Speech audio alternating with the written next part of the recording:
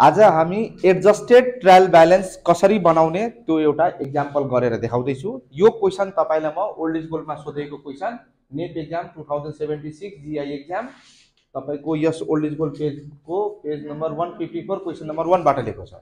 Adjusted trial ब्यालेन्समा तपाईले गर्नुपर्ने के हुन्छ भने एउटा ट्रायल ब्यालेन्स बनाएर दिएको छ, यति पार्ट क्वेसनले दिएको छ, मैले केही पनि गरेको छैन यहाँदेखि, ठीक छ। यो सबै आइटम क्वेसनबाट सारेको हो, एडिसनल इन्फर्मेसन पनि क्वेसनबाट लिएको हो, डेबिट क्रेडिट अमाउन्ट पनि दिएको छ, एउटा कम्प्लिट ट्रायल ब्यालेन्स बनाएर दिएको छ। तर त्यसले बिगारेको के छ भने स्यालेरी ड्यू र प्रिपेड रेन्ट एक्सपायर्ड को बारेमा उसले एडिसनल इन्फर्मेसन दिएको छ। त्यो इन्फर्मेसनलाई हामीले के गर्दैछौँ भने लिएर एडजस्टेड ट्रायल ब्यालेन्स बनाउँदैछौँ। अब यो एडजस्टेड ट्रायल ब्यालेन्स बनाउँदाखेरिको तपाईले दुईटा कुरा मात्र याद राख्नुपर्ने हुन्छ। सपोज गर्नुहोस् हामीसँग एउटा प्लान्ट एन्ड मसिनरी थियो, त्यसको भ्यालु पहिला थियो 1 लाख रुपैयाँ, कति थियो? सेम एक्जाम्पलले हामीलाई ट्यालेन्ट बनाउँछ, बुझ्यौ? 10 वटा एक्जाम्पल सधैँभरि याद रहँदैन, त एउटा कुनै पर्टिकुलर एक्जाम्पललाई पक्रिनु, त्यसको बारेमा बुझ्नु। सपोज गर्नु वैशाख 1 गते म एउटा मसिन किनेको थिएँ, त्यो मसिनको दाम थियो 1 लाख रुपैयाँ। गल्तीले ट्रायल ब्यालेन्स बनाउने बेलामा के गर्यो भने चैत 31 गते at the end of the year, 1 वर्षपछि पनि म त्यो ट्रायल ब्यालेन्सको भ्यालुलाई के गर्यो भने राख्ने बेलामा मसिनको भ्यालु 1 लाख नै हाल्यो। जब ट्रायल ब्यालेन्स प्रिपेड भइहाल्यो पछि थाहा के पायो भने ट्रायल ब्यालेन्समा डेप्रिसिएसन देखाउन छुट भयो रे, ओमिट भयो, हामीबाट गल्ती भयो। त ट्रायल ब्यालेन्स त काटेर फेरि बनाउने कुरा आउँदैन।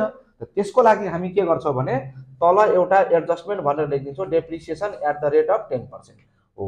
अब यो 10% डेप्रिसिएसनलाई कन्सिडर गरेर 10% भन्नुको मतलब त यो 1 लाखको 10% भन्नुको मतलब 10,000 हो नि।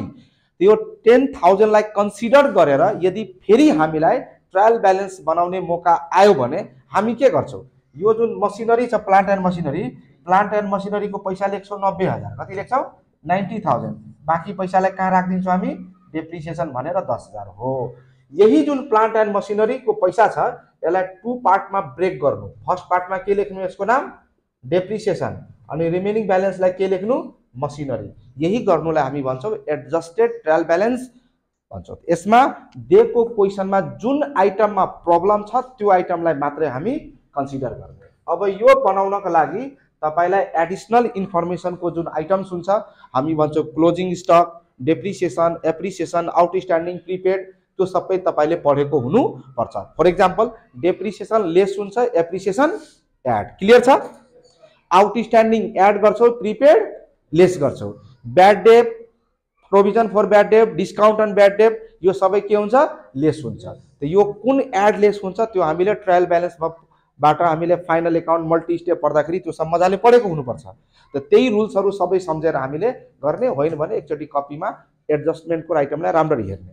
अब यदि एडिसनल इन्फर्मेसन आउँदैन भने के गर्ने? बिर्सिहालेछौ त हामीलाई क्वेसनमा सबै कुरो दिएको छ, यही क्वेसनलाई हेर्ने, यहीबाट गर्ने। जस्तै ट्रायल ब्यालेन्स भित्र हुनुपर्ने आइटम्स हामीलाई एक्सपेन्सेस एन्ड लसेस के हुनु पर्यो? ट्रायल ब्यालेन्सको डेबिट साइडमा अल एक्सपेन्सेस, लसेस र त्यसपछि के हुन्छ? एसेट्स। सीआर साइडमा इन्कम, गेन एन्ड लाइबिलिटी भनेर। यो सबै पढेको जो छ त्यो त जसरी पनि गरिहाल्छ, ठीक छ।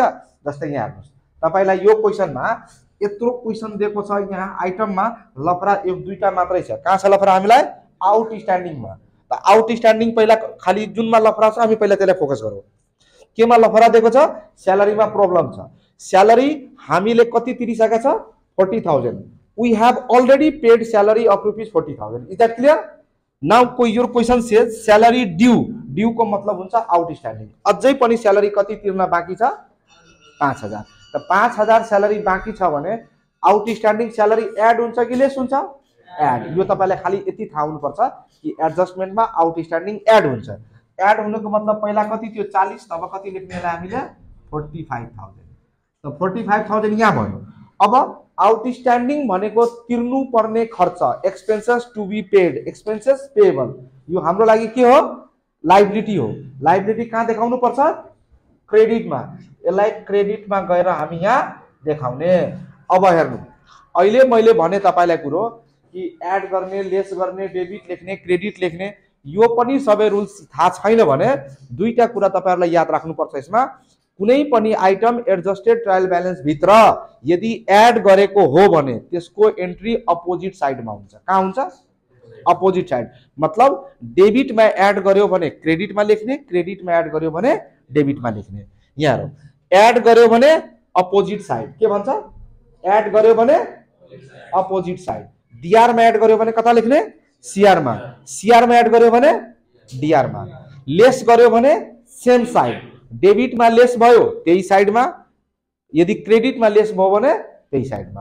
अब एड पनि भएन, लेस पनि भएको छैन, केही भएन भने त्यसलाई के गर्दिने?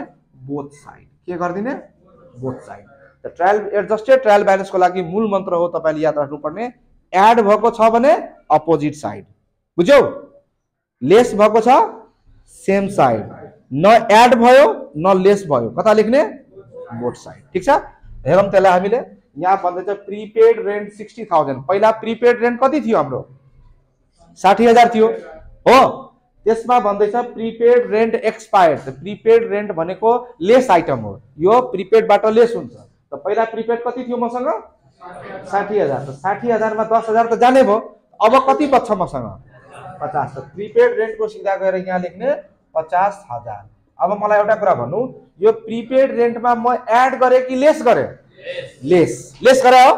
त लेस गरेको हो भने यसलाई हामी के गर्ने? सेम साइडमा गएर लेख्ने। ठीक छ? सक्यो। यसमा अब केही पनि छैन, हामी सबै आइटमलाई सार्छौँ मात्रै। कुरा बुझ्नुभयो? ल यता हेर्नुहोस्, तपाईलाई अलिकति अझै क्ल्यारिटीको लागि एउटा आइटम म आफ्नै मनले थपिदिँदैछु यहाँ, क्लोजिङ स्टक भनेर। के थपिदिँदैछु? Closing stock. सपोज गर म दुवैतिर 50,000 ल 20,000 20,000 थपिदिएँ। कति थपे क्लोजिङ स्टक? 20,000। त क्लोजिङ स्टक माथि कहीं एड हुन्छ? लेस हुन्छ? त क्लोजिङ स्टक न एड हुँदैछ न लेस हुँदैछ, त्यसलाई गर्ने के? डेबिटमा पनि देखाउने, क्रेडिटमा पनि देखाउने। यसलाई हामी के गर्दिने? Both side. के गर्दिने? Both side. तपाईले बुझ्नको लागि यहाँनिर इम्पोर्टेन्ट कुरा यही दुईटा छ, एउटा स्यालेरी छ, अर्को प्रिपेड छ। अब हेर, अरु जुनमा कुनै लफरा छैन त्यसलाई त्यतिकै खाली हामी के गर्दिने? पोस्ट गर्ने। हेर, ओपनिङ स्टक डेबिटमा छ, त डेबिटमै लेख्ने, कुनै लफरा छैन। पर्चेजमा कुनै प्रब्लम छ? छैन, जति पैसा छ त्यति नै लेख्ने। डेप्टर्समा कुनै प्रब्लम छैन, सेम पैसा। स्यालेरी हामीले करेक्सन गरिसक्यो, बिल्डिङमा कुनै प्रब्लम छैन, यति लेख्ने। यसको गरिसक्यो, यो भयो हामीलाई। अब हेर, सेल्सको लागि हामीलाई कुनै प्रब्लम छ? छैन, त्यो सेल्स त्यतिकै लेख्ने। क्यापिटलमा कुनै प्रब्लम छैन, त्यतिकै लेख्ने। लोनमा कुनै प्रब्लम छैन, सेम सार्ने। क्रेडिटरमा कुनै प्रब्लम छैन, सेम सार्ने। यहाँ हेर्नुहोस्, हामीले जम्मा दुईटा आइटम करेक्ट गरेको छौँ। एउटा भयो यो, अर्को यो भन्दा बाहिर सेम सारेको। आई रिपिट, यसमा एड भएको छ त्यसकारण यो अपोजिट साइड, यसमा लेस भएको छ त्यसकारण यो सेम साइड। यो दुईटा माथि कहीं पनि एड र लेस भएको छैन, that's why it is both side. अब हेर्नुहोस्, यसको हामीले टोटल गर्दिने, सकिहाल्यो, केही पनि गर्नु पर्ने छैन। के गर्दिने? पहिला पैसा थियो 8,50,000, 8,50,000। यहाँ पनि पैसा कति हुन्छ? 8,50,000। क्लियर छ? एडिशनल जोड कति छ? यो 20,000 मैले आफ्नो मनले थपेको हो। बुझ्यो कुरो? यो तपाईको अब बुकसँग आन्सर मिल्दैन। ठीक छ? तर दुवैतिर ब्यालेन्स के हुन्छ? इक्वल आउँछ। यो प्लस कति हुन्छ? 35,000। यहाँ कति लेख्ने? 35। यहाँ कति लेख्ने? 35। अब हेर, यता दुवैतिर जोड्नु पर्यो भने कति आउँछ? 1 2 3 6 7 8 8 50। हामीले 25 थप्यो। अब हाम्रो आउनु पर्छ यता यो 8,75,000। कति आउनु पर्यो? 8,75,000। बस। मतलब यता हेर, ट्रायल ब्यालेन्स यस्तो भयो हामीसँग। कस्तो भयो? यो यसमा एउटा यु आइटम गल्ती भइहाल्यो, अर्को यु आइटम गल्ती भइहाल्यो। यसलाई करेक्ट गरेर हामी यस्तो बनाइदियो। अब जुन हामी फाइनल अकाउन्ट बनाउँछौँ नि, अब एडजस्टमेन्टलाई दुई ठाउँ लेख्ने झन्झट हुँदैन। त यति गरेको तपाईले एक्जाममा 3 मार्क्स या 5 मार्क्सबाट सानो क्वेसन आउँछ। तपाईको यो कमिङ एक्जाममा जुन प्री फाइनल एक्जाम हुन गइरहेछ त्यसमा 3 मार्क्सको या 5 मार्क्सको क्वेसन छ। यो यस्तै क्वेसन आउँछ, यो भन्दा बढी केही पनि गर्नुपर्ने छैन।